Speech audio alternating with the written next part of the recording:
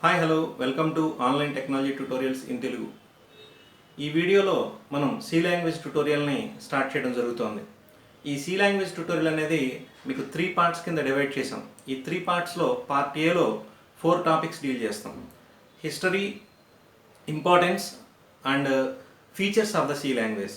4th టాపిక్గా మీకు compilers present ఇప్పుడు సి లాంగ్వేజ్కి ఏవి అవైలబుల్గా ఉన్నాయి, అలాగే ఐడిఈస్ ఏవి అవైలబుల్గా ఉన్నాయి అనేటువంటిది డీల్ చేయడం జరుగుతుంది. ఇది పార్ట్ ఏ. ఈ పార్ట్ ఏలో మీకు హిస్టరీ, ఇంపార్టెన్స్ ఆఫ్ సి ఇవన్నీ ఎందుకు ఇంక్లూడ్ చేయాల్సి వచ్చింది అంటే కనుక బ్రీఫ్గా చెప్పుకుంటే నెక్స్ట్ వీడియోస్లో మనం ఎలాబొరేటెడ్గా చూస్తాం. బట్ బ్రీఫ్గా చెప్పుకున్నట్టయితే మనకి 1970sలో సి లాంగ్వేజ్ వచ్చిన దగ్గర నుంచి అప్ టు 2020 అంటే ఆల్మోస్ట్ 50 ఇయర్స్. అండ్ సి లాంగ్వేజ్కి ముందు ఒక 20 ఇయర్స్ అంటే 1950 నుంచి తీసుకుంటే సో టోటలీ 70 ఇయర్స్. ఈ 70 ఇయర్స్లో మనకి 60+ లాంగ్వేజెస్ మనకి రావటం జరిగింది సాఫ్ట్వేర్ ఇండస్ట్రీలో.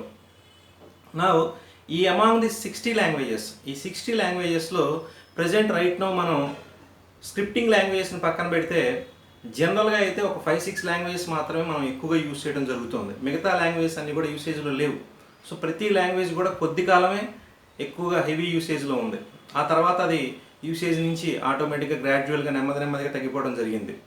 బట్ సి లాంగ్వేజ్ మాత్రం సి లాంగ్వేజ్ క్రియేట్ చేసిన దగ్గర నుంచి తీసుకుంటే అంటే ఆల్మోస్ట్ 1970 నుంచి తీసుకుంటే ఇప్పటి వరకు కూడా అంటే ఆల్మోస్ట్ 1972 నుంచి తీసుకుంటే లాస్ట్ 50 ఇయర్స్ క్రియేట్ అయిన దగ్గర నుంచి 50 ఇయర్స్ పాటు సి లాంగ్వేజ్ని మనం యూజ్ చేస్తూనే ఉన్నాం. So generations every year every generation step by step C లాంగ్వేజ్ని నేర్చుకుంటూనే ఉన్నారు.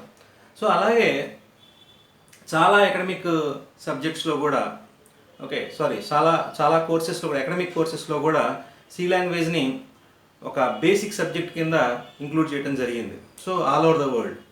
సో ఎందుకని అనేది ఇక్కడ ఇంపార్టెంట్ పాయింట్. దట్స్ వై అది తెలుసుకోవడం కోసమే మీకు పార్ట్ ఏలో importance of the C language అట్లాగే features of the C language అనేటువంటి 2 టాపిక్స్ని ఇంక్లూడ్ చేయడం జరిగింది. ఎందుకంటే సి లాంగ్వేజ్తో పాటు సి లాంగ్వేజ్ ముందు సి లాంగ్వేజ్ తర్వాత కూడా చాలా లాంగ్వేజెస్ రావడం జరిగినాయి. కానీ అవి ఏవి కూడా ప్రజెంట్ ఇప్పుడు చాలా వరకు యూసేజ్లో లేవు.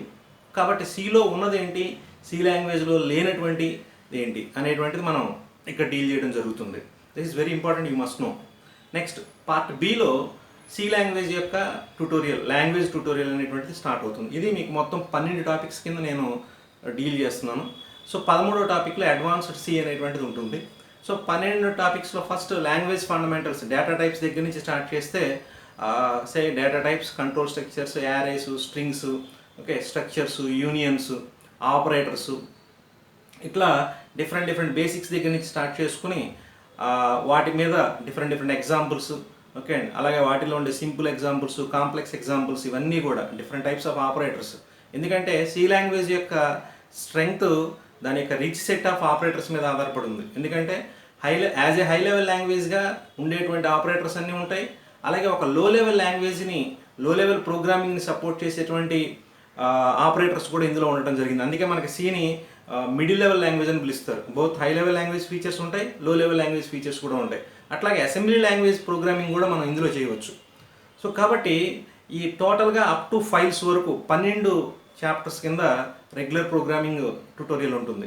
13వ టాపిక్ కింద మీకు లో లెవెల్ ప్రోగ్రామింగ్, అడ్వాన్స్డ్ సిలో లో లెవెల్ ప్రోగ్రామింగ్ సంబంధించినటువంటి కొన్ని ఫీచర్స్ని అంటే అసెంబ్లీ లాంగ్వేజ్ ప్రోగ్రామింగ్ ఎలా చేయాలి, అట్లాగే డివైజెస్ని ఎట్లా హ్యాండిల్ చేయొచ్చు, అలాగే అంటే హార్డ్వేర్ని, నెక్స్ట్ మెమరీ హ్యాండ్లింగ్ ఎట్లాగా, ఇట్లాంటివన్నీ కూడా అడ్వాన్స్డ్ సిలో కొంతవరకు మనం చూడటం జరుగుతుంది. సో టోటల్గా ఇది పార్ట్ బి. నౌ పార్ట్ సిలో మీకు 2 టాపిక్స్ ఉంటాయి. ఒకటి ఫ్రీక్వెంట్లీ ఆస్క్డ్ క్వశ్చన్స్, FAQs.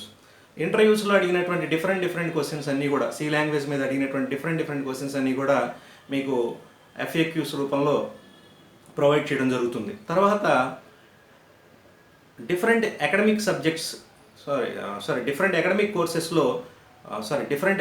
కోర్సెస్లో మీకు వచ్చినటువంటి ఎగ్జామినేషన్ క్వశ్చన్స్ ఏవైతే ఉంటాయో గ్రాడ్యుయేషన్ లెవెల్లో కానీ, పోస్ట్ గ్రాడ్యుయేషన్ లెవెల్లో కానీ, అలాగే ఇంజనీరింగ్ లెవెల్లో కానీ మీకు ఎగ్జామినేషన్స్లో వచ్చినటువంటి ఇంపార్టెంట్ క్వశ్చన్స్ ఏవైతే ఉంటాయో కొన్ని సెలెక్టెడ్ ఇంపార్టెంట్ క్వశ్చన్స్ని కలెక్ట్ చేసి వాటిని సాల్వ్ చేయడం జరుగుతుంది. సో ఈ విధంగా మీకు టోటల్గా 3 పార్ట్స్గా ఈ ట్యూటోరియల్ ప్రొవైడ్ చేయడం జరిగింది. So now from after this video we will start the entire series of this C language tutorial step by step. Okay, so totally మీకు ఒక 50 to 60 ప్లస్ వీడియోస్ దాకా కూడా వస్తాయి.